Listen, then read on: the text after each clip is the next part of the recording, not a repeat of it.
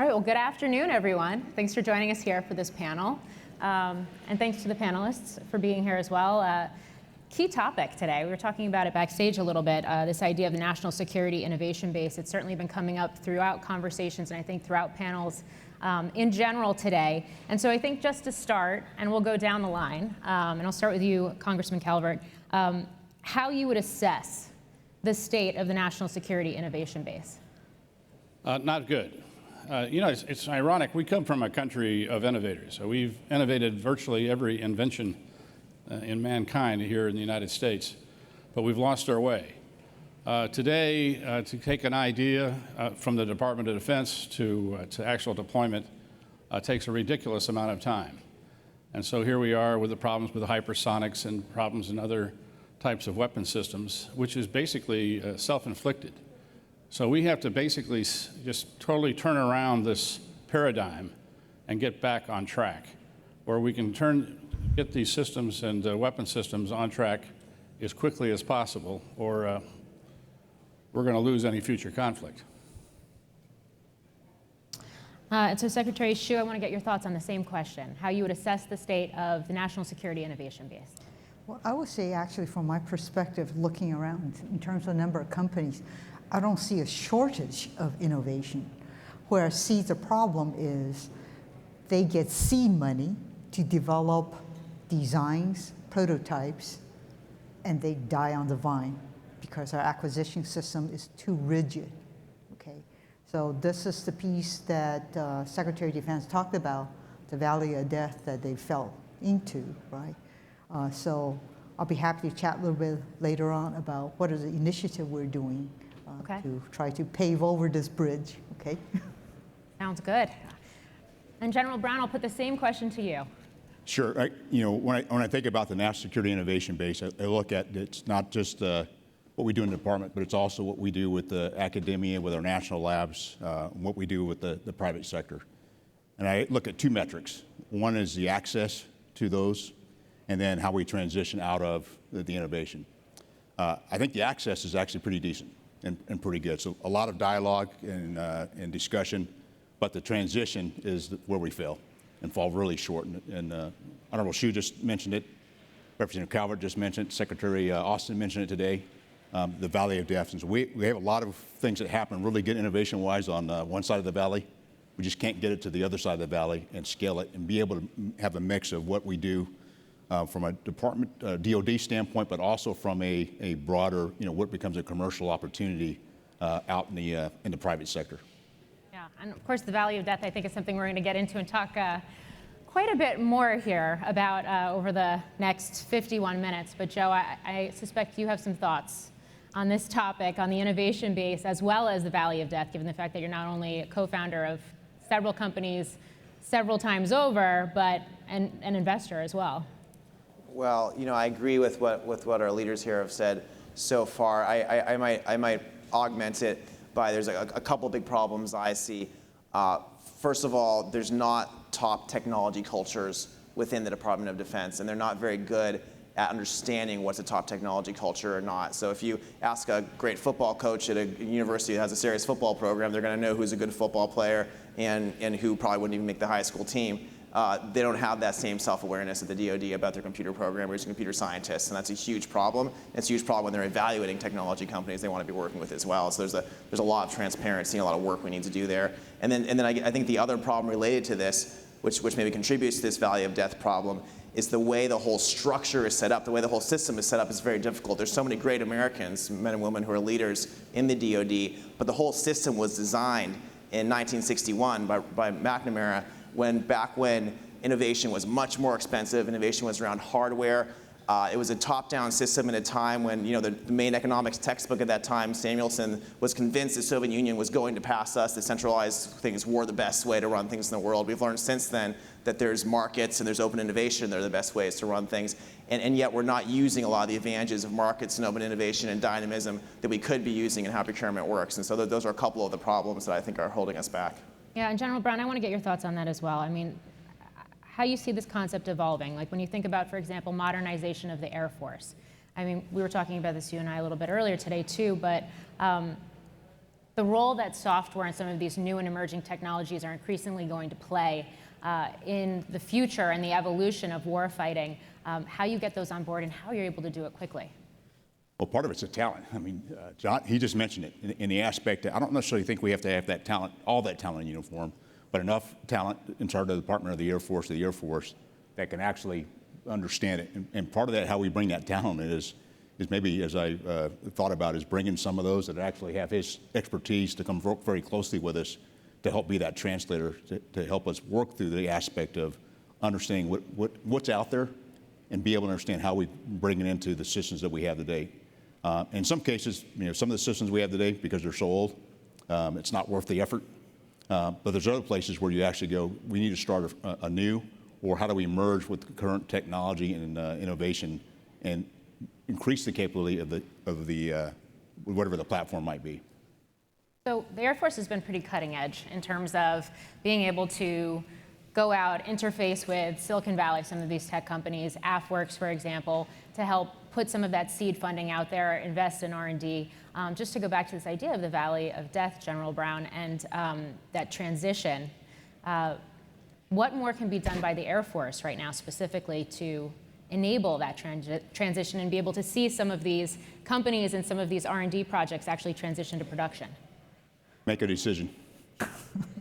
What I mean by that is we have a lot of activity on one side of the valley.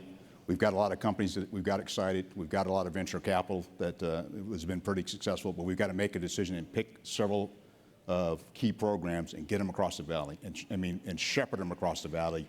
And when they get to the other side of the valley, we got to continue to nurture them to show some success.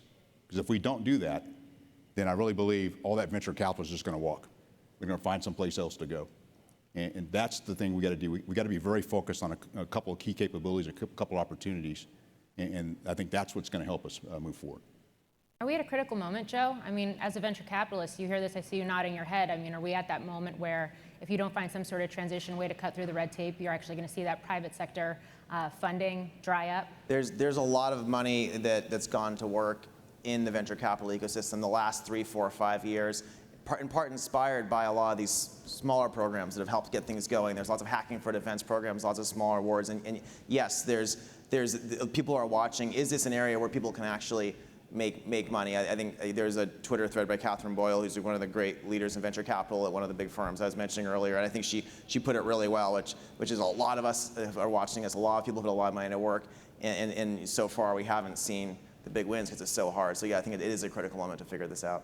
Mr. Secretary Hsu, how are you thinking about this? I mean, during your testimony, your confirmation process in the Senate, I mean, you talked about this in the fact that you were looking to focus on some of these next generation technologies, really be able to support small businesses and startups. As you now come into this role, you're getting your arms around it.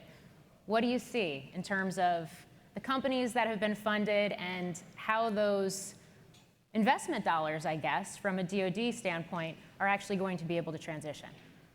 I would just emphasize the point. I've seen a lot of really innovative small companies, okay? And one thing that I really am trying to focus on is a lot of these commercial companies, their product is commercial. But if we can work with them up front, early in the design stage, we can leverage their capability for commercial product into the DoD. I've engaged with a number of commercial companies up early in front. Tremendous potential to produce solutions. They say, look, if you engage with us early, it doesn't cost much for us to add this design feature that you need. It will be a lot more expensive after you come back. Here's my separate requirement, right? And then it will be unique to you and your volume's way too low. So the early engagement, they value that so much.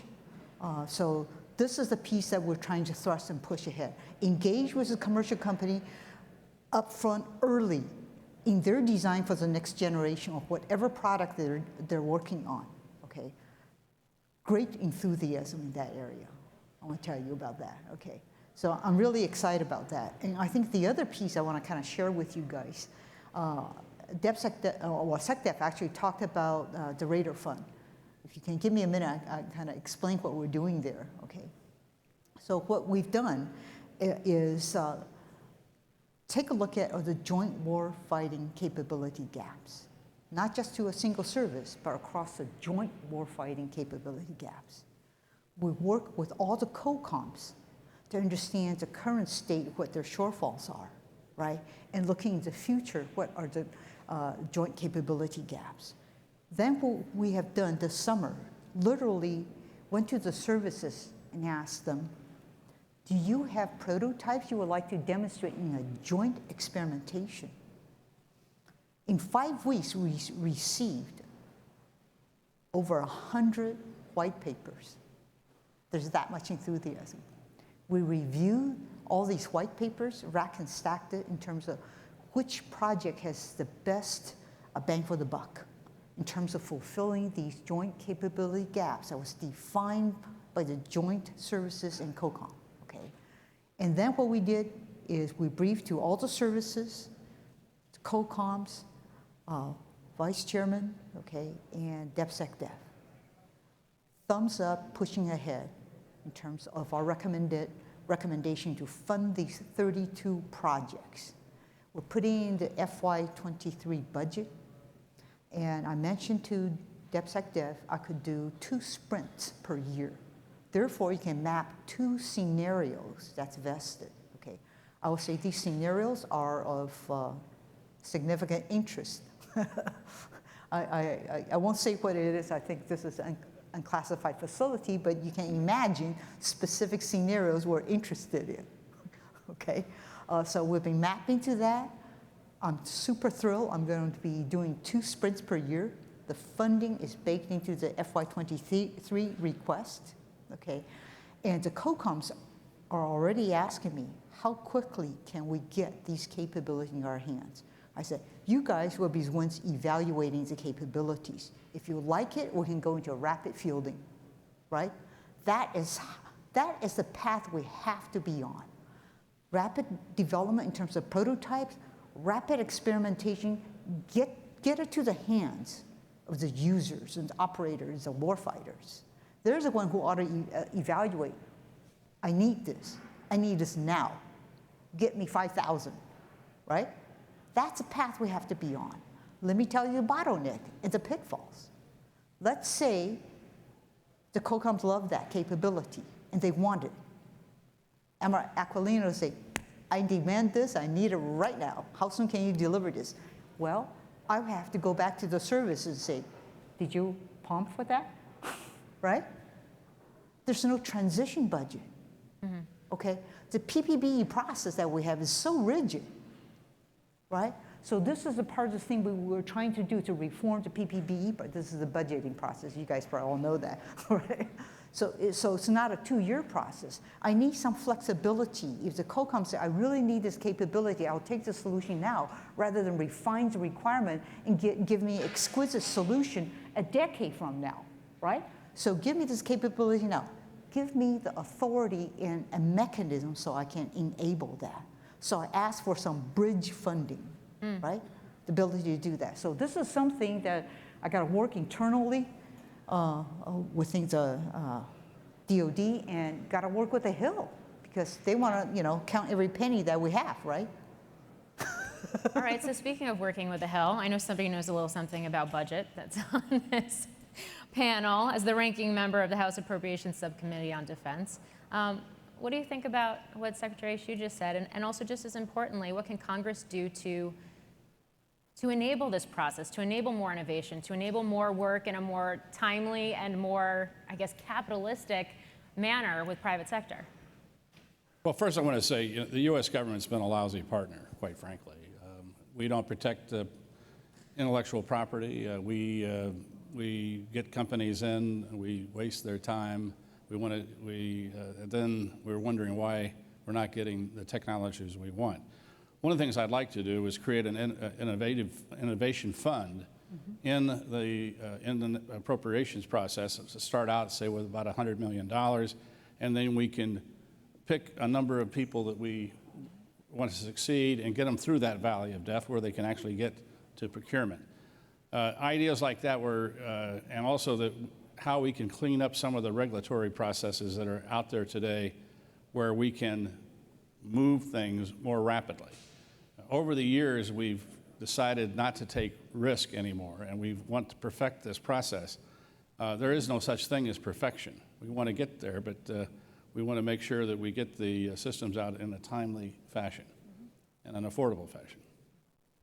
Why do you think there's no risk? And I ask that because I know you've been at this for 3 decades now. You've seen a lot of stuff.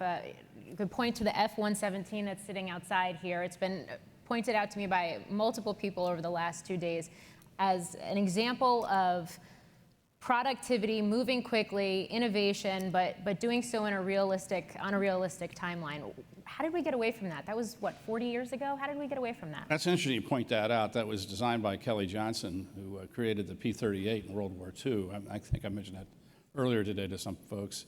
He went to a bar here, and I heard Nel Segundo, and over a cocktail napkin, laid down the P-38. 9 months later, it came down the production line. We lost a lot of pilots. It was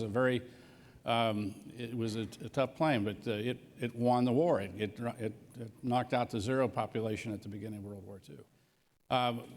We've lost our way. We need to get program managers to take responsibility and stay with these new technologies until they succeed.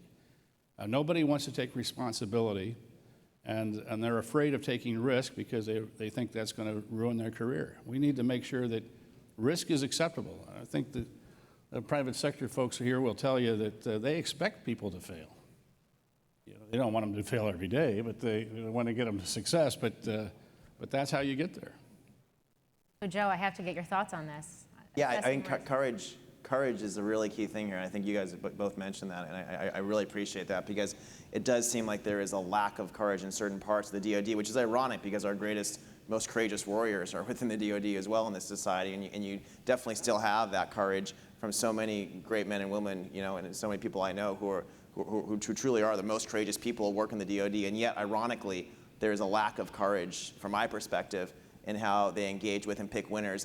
We were also, you're speaking backstage about the whole big drone program. There's a problem where there's no clear standard for what small drones we're going to use and work with in America. And I think they had a big competition, right? The blue drone program, and there were a bunch of companies that entered, but there were 5 that were better than the rest. And rather than pick one, they just picked all of them, which means there's no standard, which meant that most of them are bankrupt today because they couldn't make enough money. So we need courage to actually choose and actually make decisions and actually try things. And that's what it means to be more like the U.S. and less like the Soviet Union. Is that not everything is going to work, but more things are going to work better. General Brown, I want to get your thoughts on this, especially since I do know you very actively interface with Silicon Valley, with the tech community. What are the technologies you're most excited about? Are there certain companies that you're excited about? And how do you work with them to continue to enhance these relationships and capabilities? I'm not going to name any companies. I tried. But I will tell you that areas that we're interested in, we have a lot of data. And so it's how do we move our data to make decisions? When you think about advanced battle management system, it's really about moving information. So there's aspects of that. We're doing things with AFWorks and AF Ventures on eVTOL. And so, how do you look at the electrical vertical takeoff and landing capability? And it's interesting because folks are looking at it, how do you use an air taxi? Well, I'm not necessarily interested in an air taxi. I'm looking at something that can move people and cargo. And so there's maybe a natural fit there in some cases. And then the other thing is I don't know what I don't know. And so part of this is I've got operational problems that I need to be able to go to the tech sector or to industry and go, okay, here's what I'm thinking about. And they probably have something that they're working on that may be suitable that we can bring together. Maybe not today, but it may be something we can work with very closely on. And at the same time, I really think it's important that we have something that we can iterate with, which goes to the innovation fund that Rep. Calvert kind of talked about. So you can innovate this and move at a quicker pace and have our operators very closely with those that are doing the technical piece. So it's not, they build it and then throw it over the fence. Then we go, it doesn't work, we throw it back over the fence. We're working it together day in and day out. And it's a cultural shift. And I think, we as a nation have done this before. We can do it. It's just we got to put our mind to it, and we got to get serious about it, particularly in the environment we're in today. Yeah. Secretary Hsu, Secretary Austin earlier today, one of the messages he delivered was calling for deeper ties between the Pentagon and tech companies to counter China. He also noted that more than 2,500 small businesses have been awarded funds. How many of those businesses are still active? How are you gauging, or how are you looking to gauge success? Yeah, this is a great question. That's exact the question I had when I first walked into the Pentagon 4 months ago. Okay, just who are the companies? So one of the things that we are doing is literally taking a database that we have that can actually extract the data from all the SBIRs, Small Business Innovation Funds, right? All the phase 1 contracts, the phase 2 contracts, and then the program manager, the program has to pick it up. They're all in diverse databases, have no visibility into it, right? And all the innovation organizations, we have over 20 different innovation organizations within the DoD, right? We have DIU, we have That sounds like it's slowing things down. Am I crazy to think that? That sounds like it's slowing things down, to have so many different programs, so many different areas where this could be happening. So I would say having a single innovation organization, I don't think will work. You're overwhelmed with bureaucracy, okay? It's much better off to have Air Force have their own, Marine have their own, because they're not necessarily the same, okay? So I'm not trying to stamp out innovation. What I'm trying to do is make sure that if the Marines have an innovative idea and got a product, does the Army need it? Or are they all searching for the same things? Perhaps there's a database they can actually share and search, right? So that's step one. When we talk to over 20 of these innovation organizations across the DoD, they all said that they would love to have that, right? So we're moving forward. I actually search a number of companies that has the ability to do this software to extract data everywhere. So you have the analytics capability as well. So we're going to pull that together. I want to pull that together rapidly and share that. And what are the best practices, right? And then the next piece I want to understand is, what are the problems that these small companies have? I wanted to engage with venture capitalists, and I actually spoke to Joe a little bit earlier. I want to have the ability to get their take on what are the shortfalls, right? Why is it so hard to do business with the DoD? And I'm engaging with small companies to understand what are the impediments that they have. And then I can start tackling each and every one of these pieces, the most common critical problems that they have. For example, it's really extremely hard when I went to visit one small business in Santa Monica. Superb product, okay? They say, we're running out of money. I say, hello, you're just telling me today you think I have a bank account I can open up and give it to you tomorrow, right? So that's the problem. We need to have a lot more feedback and interaction, right? They actually have some Air Force funding. They have venture capitalists that's interested in putting funding in them if they have production contracts. So here's the value of death. They have a design. The prototype won't be ready for another year and a half, right? So I'm going to go back, and I wrote that down. I'm trying to figure out how I can find them some money, right, to bridge them over so they can build a prototype. So these are the problems that these small companies have, right? So you've all kind of mentioned this, but it's this being able to move more quickly, move with a sense of urgency. I want to bring up a slide from the Reagan Defense Survey, and it is the greatest concerns about China's technological progress. And I realize China's been a pretty big topic here today as well. And it's not just military buildup, but it's also things like technology. And that's case in point here on this slide, where artificial intelligence is actually 23%. It actually matches supply chain vulnerability, which I think is what everybody everywhere has been talking about in the midst of COVID and transportation bottlenecks and inventory shortages, et cetera. But to see artificial intelligence taking on a majority here on this chart, I guess, Congressman, how do we move with more of a sense of urgency? And when it comes to something like artificial intelligence, which everyone is talking about and which is so critical to the future, including in national security, do there need to be rules of the road? Well, it's interesting technology, but we're going to have to go in that direction because these weapons systems are becoming more and more complex. And so we just can't go through the data fast enough in order to make determinations on how to utilize that technology. I want to go back to it. We need to create more efficiencies. I'm going to disagree a little bit. I've been a critic of the growth of the civilian population in the Pentagon for some time.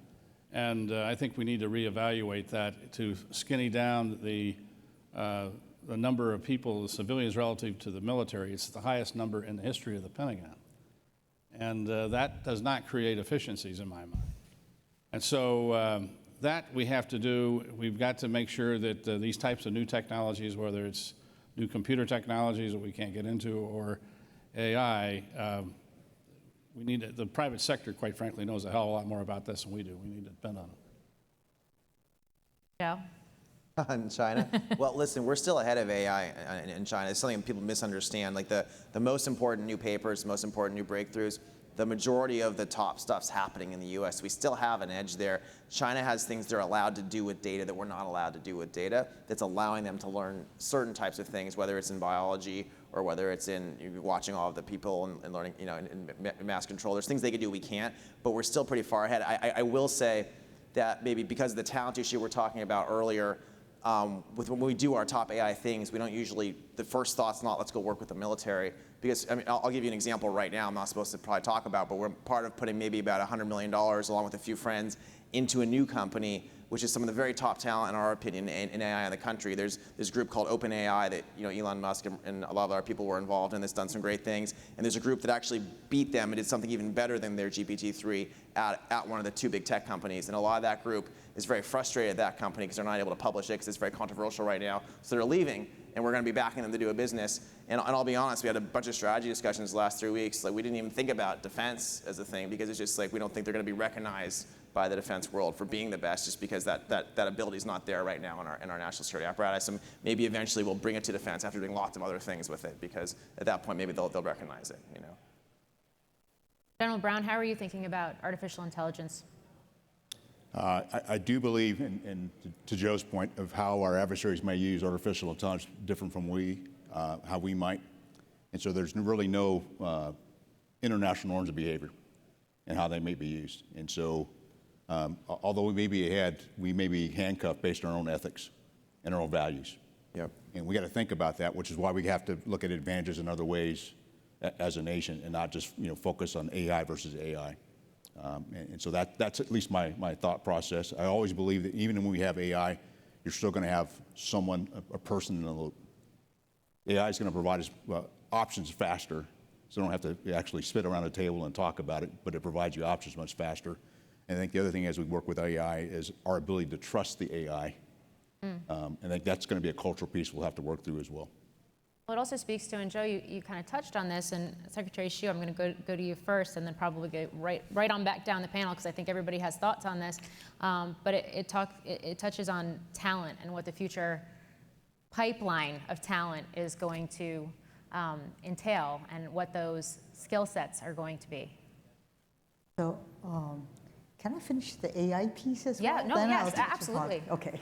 So trusted AI tied together with trusted autonomy is a big push from my office.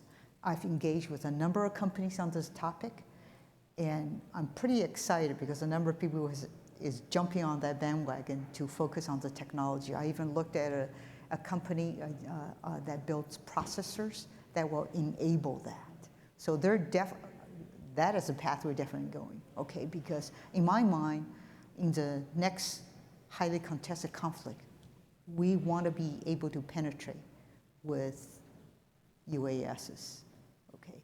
And you want to be able to autonomously fly and have ability to share information with your wingman autonomously, okay? So anyway, we're absolutely focused on that, and we're moving forward on that, okay? So, okay, back to the talent base, okay? The talent base is extraordinarily important. DoD this year funded 416 Smart Scholars. This is a scholarship program for undergraduate, master's, and PhD programs in the STEM fields, okay?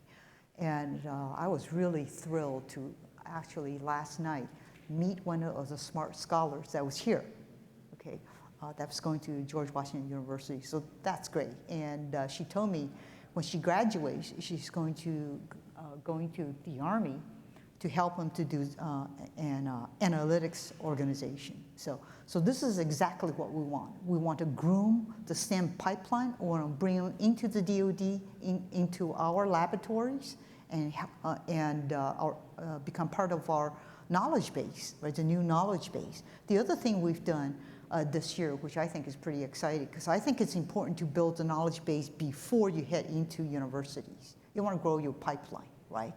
You got to grow a lot earlier. So we created more than 10 different STEM camps for junior high school kids, okay? Over 1,000 junior high school students went to this 1 week-long STEM camp. That's to interest them to getting into the science and engineering fields in the future, right? And what we're doing now is reaching even lower into 5th grade to create these STEM education programs to get them interested going into engineering, because that's the shortfall that we have. We don't have enough of a pipeline within the US to even draw from. So I'm pretty excited about all of this. And the other thing that I've asked DepSec that I would love to do is increase the exchange of engineers with the commercial industry, because I think that's absolutely important for each of the services to do that, right? Let's go to the commercial industry, let's spend a year there and bring one of the commercial industry folks into the DoD. They can bring the best practices from the commercial industry into the DoD to start to change the culture, right? So I actually spoke to Microsoft this morning, and they were enthusiastic about it. So I want to start that to increase the sharing of information and the best practices to start to change the culture. Right?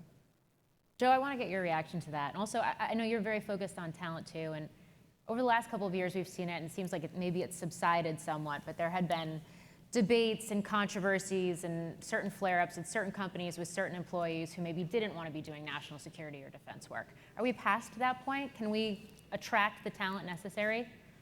Well, I think a lot of what the Undersecretary talked about makes a lot of sense in terms of pushing STEM talent and getting them engaged. We're definitely not past that point in Silicon Valley. A lot of companies in Silicon Valley, a lot of the big tech companies don't want to be working with the DoD, and that is a big problem here. In China, they don't have a choice, right? Which is, I'm not sure that's a good thing either, by the way. But it's a big problem here that we haven't engaged them. You know, I think the other issue here, which I kind of mentioned a little bit earlier, is really understanding what a technology culture is and really being able to measure technology cultures.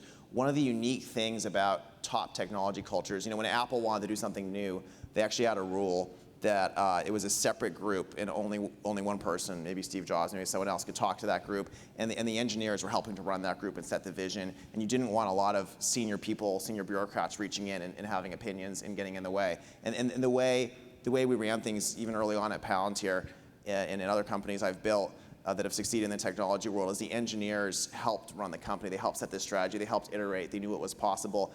And within like a very big command and control system, that's very hard. And the way the DoD is set up is the engineer's in the basement, and he's being told, or she's being told what to do, as opposed to they're belong next to the leaders, iterating. They're understood. Their leadership's part of it. And so I think naturally the way the DoD is set up right now, the system, it's very hard to fix it, and you're going to have to try new things and really disrupt the way it works if you're going to attract the top talent and make them feel empowered and make them feel like they're actually helping run the things they're doing.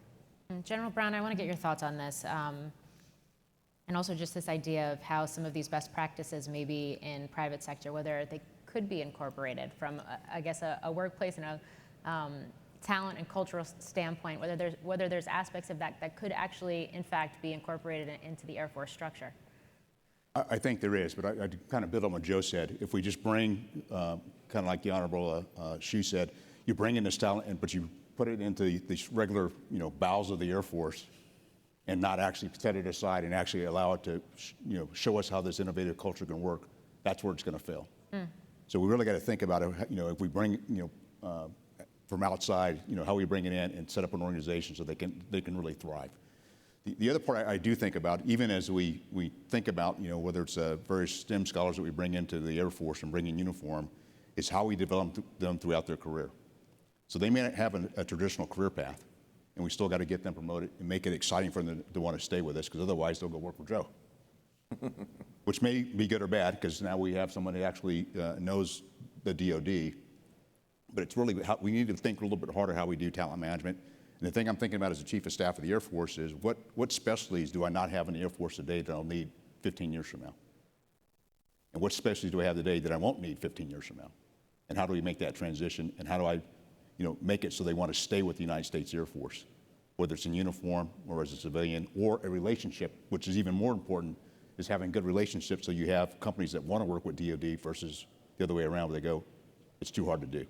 Yeah, and we want that, right? We need those cultures to be there. I'll give you, I don't want to tell you too many horror stories, but a common thing that would happen is there'd be a technology problem that our company knows we can solve, and there's a big contract, and we're subbing through someone that's actually in touch, one of the big giant legacy contractors, and we're solving the problem, but you guys can come do this for us, we're going to give you 3% of it. And we're like, we get 3% of the pay, you get 97%, but we're the one who's solving it. And there's no one to appeal to, because there's no one who understands the technology well enough within the top ranks to know, these guys are getting taken advantage of, and it's a mess, and actually we don't need to be paying $120 million for this. It's actually abrogated now by the new way of doing it, but the old big company still gets to pay that because that's, because they take it. So we need those cultures there in order to get the best solutions and the most efficient solutions to win. So we have a bunch of questions from the audience. I'm going to try and get to all of them here. Our first question is, the Biden administration has prioritized R&D much more than procurement. Dangerously so. Is R&D or procurement the proper focus NSIB-related developments? Who'd like to take that question? I might, because for 20 years we were at war in the Middle East, obviously, and we neglected our R&D budgets. We cut them down considerably. We borrowed from those accounts and used them for other things. These budgets, the budgets we're talking about now, have increased R&D because we have a lot of catch-up to do. We created the technology for the hypersonic missile, and the technology was stolen by China. They perfected it, and they now are deploying it in the hundreds. And so now we're having to play catch-up because of that situation and other problems in the technology field. And so we had to increase our R&D budgets in order to make sure we are in a position to procure these new systems as soon as possible. You have some thoughts on this, right? Yeah, a few thoughts. Okay. First of all, I completely concur with your comment. That's exactly what happened. What we don't have within this country is a consistent roadmap that doesn't change. We need a long-term strategy instead of strategy that pivots every 4 years, right? And I think part of the problem, DARPA actually spawned off the hypersonics technology, right? They have a lot of great innovative ideas, but the problem is bridging it over to a service who wants to accept that, right? And create it, turn it into a program of record, okay? I will tell you one other thing that we're doing now, okay? Hypersonic is, yes, we're behind. But my job, given by SecDef, was looking for the asymmetric ways to counter hypersonics.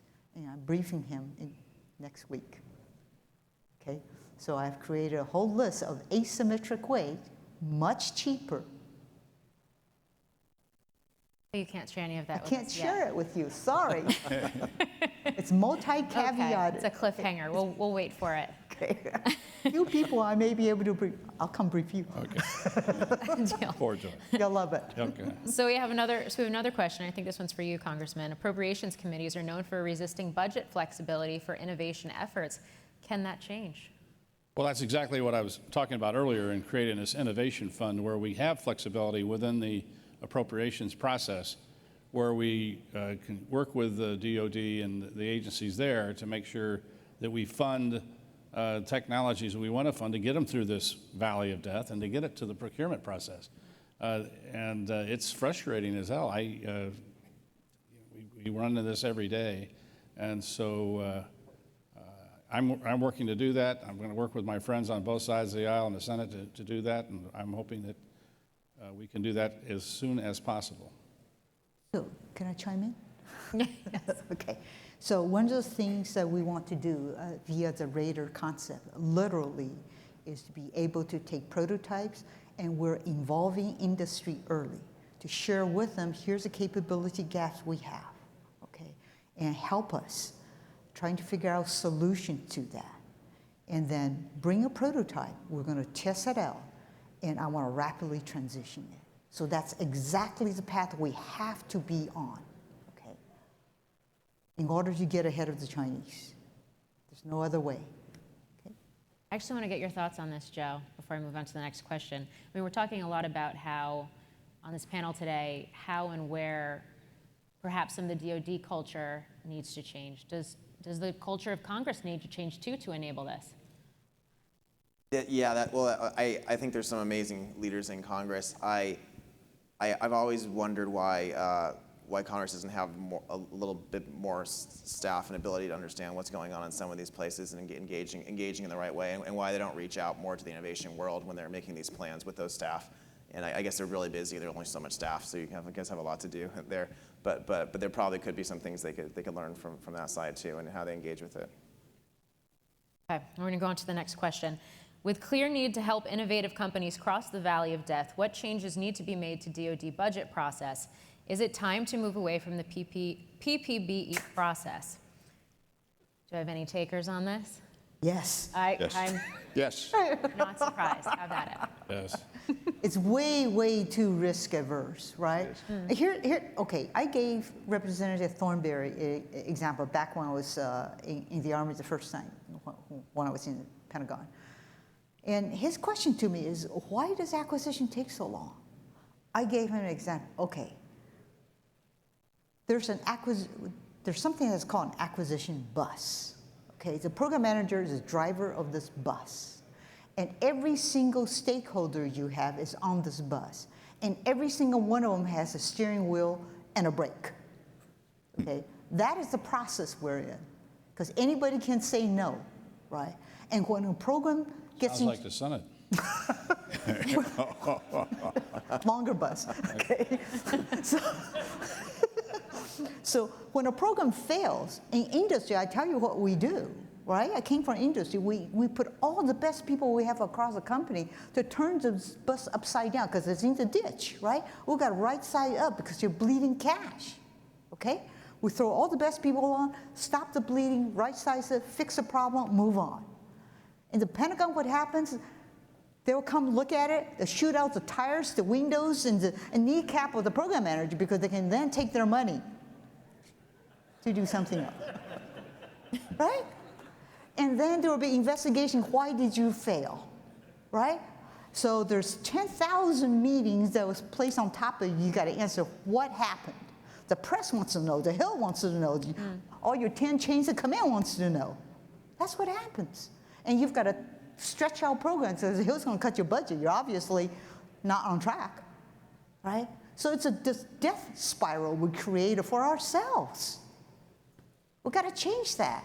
If you want us to be more risk averse and move fast, don't kill us the first time we trip, right? So don't tie our 2 feet together and expect us to run a marathon as quickly as possible. It can't happen.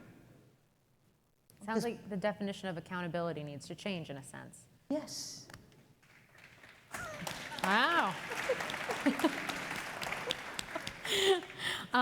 So the next question actually I think dovetails really nicely into this, and that is, how do we measure innovation and how do we know if we're successful? And I suspect everybody on this panel could probably answer this question. It works. General Brown, I'll start with you. Well, that it transitions to a capability that we can actually produce. We have a lot of innovation. I mean, there's not a lack of innovation. It's a lack of innovation that actually is in the hands of the warfighter. And that, to me, is where the issue is, and it goes back to what Honorable Hsu just said. You know, the bus is all over the place. It's usually in the ditch. It's in the valley. And we can't get it out of the valley. And then what happens, some stop before they even get to the valley. And that's where Joe has kind of highlighted they don't want to work with DoD. So we've really got to think differently about, you know, finding some of these and moving them across the valley. And Honorable Hsu also talked about, you know, DARPA, and we do this a lot. We'll come up with a lot of good ideas. We'll do the innovation. And then we want to get it across the valley. It's a lot of tag, not it. Nobody wants it. Well, you asked for it. You ask for all this innovation, but then when you're ready to go bring it over and start paying for it, then we got to follow through. And that's the part I think we got to do. So don't ask for stuff you don't want, okay? Or here's the problem we're trying to solve, that we got to come in behind that and make sure we're going to pay for it and make it a program of record and scale it. And I haven't talked to some of the small companies, and Joe can probably do this. If we say we really want this, they'll figure out how to scale. Easily. I would just say we need people to take responsibility. I looked at Admiral Rickover back in the day. We have the best submarine fleet in the world, bar none, primarily because he was a dictator. I mean, he took on the responsibility. He took on everything. A lot to say, like with Kelly Johnson at Skunk Works. He would basically tell the CEO of his company to jump in the lake. And so, but you need strong-willed individuals like that to take over the process. And we don't have that. There may be a way to just pick a couple of different projects where we know, and this goes with the Raider, once we decide, we pick someone, put them in charge, and we carry this thing all the way to the end, versus right now it's just kind of all over the map and no one's really responsible, and you have too many people to have a vote. How many program managers do we have over the history on the F-35? I don't know, but it's probably a lot. Joe, I want to get your thoughts on that. And I love what you guys are saying. One of my favorite books on this is Winston Churchill wrote about before the First World War. He was in Lord Admiralty of the Navy, and he had to go in and basically just like fix everything. It was a total screw up, and you needed a strong personality to come in and go through red tape and just push things through. Innovation means it's in the hands of the warfighter. I think innovation also means it's done efficiently at the end of the day, which what that means is that certain things are going to fail, but how much money are you spending for what output? And how honest are you about that? I'm not an expert on the Air Force, but I think you spend about $49 billion a year on maintenance. And I think if you would use AI and technology ahead of time now to plan out those things, you'd probably be spending a lot less on maintenance, a lot more efficiently, and getting a lot better stuff in the hands of the warfighters. There's a lot of ways technology and innovation can apply to a lot of those types of problems in our spend as well, most likely. We're actually going down that path. It's taken us a while to get there, as you might imagine. Awesome. We have, it looks like 4 more questions in a little over 4 minutes. I think we can do it. Okay, next question. Can an In-Q-Tel VC funding mechanism that is used within the intelligence community have a place and be successful at a DoD level to improve innovation? So we're actually looking at that right now. Literally, this was a topic that popped up about a month ago inside R&E to think about, can we leverage something like an In-Q-Tel? So one of the things I want to do is engage with the venture capitalists. Matter of fact, I'm heading to a dinner tonight, literally to engage with the venture capitalists and get their take about how to better work with the DoD. What are the things we need to do differently? So I want to explore all the details before I go to DepSecDef and SecDev with a proposal. Okay, so right on. How do you fix the innovation culture that you have all diagnosed? Is it an issue with the services or with the department leadership or both? Both. Culture within the department has to change immediately. Winston Churchill also had I think it was attributed to Winston Churchill before World War II. The worst 2 words in the English language is too late. And we're in a situation, I think, today that we don't want to be in. So we need to move as quickly as possible, and we need to get people that are going to work to make sure that happens. General, you look like you had something. Well, part of it is we got to promote them. They got to see a future. And that's all part of the talent management aspect. They see a future, particularly in a hierarchical organization like the Air Force or the military. They got to see a future that they can move to a senior level, or we continue to pay them more for the value of what they do as another opportunity to show how important they are. Okay, we've got 2 more questions. We got 2.5 minutes. We can do this. Would Congressman Calvert like to expand on too many civilians in the Pentagon? His opinion contradicts Han's effort to get top civilian talent in the Pentagon and the effort to get uniforms out of the Pentagon and back into operational roles. Look, there's a lot of talented people that are civilians in the Pentagon. That's not the point. The point is that there's too many people. So over time, we can bring down the numbers, and the Defense board actually said that's what we should do.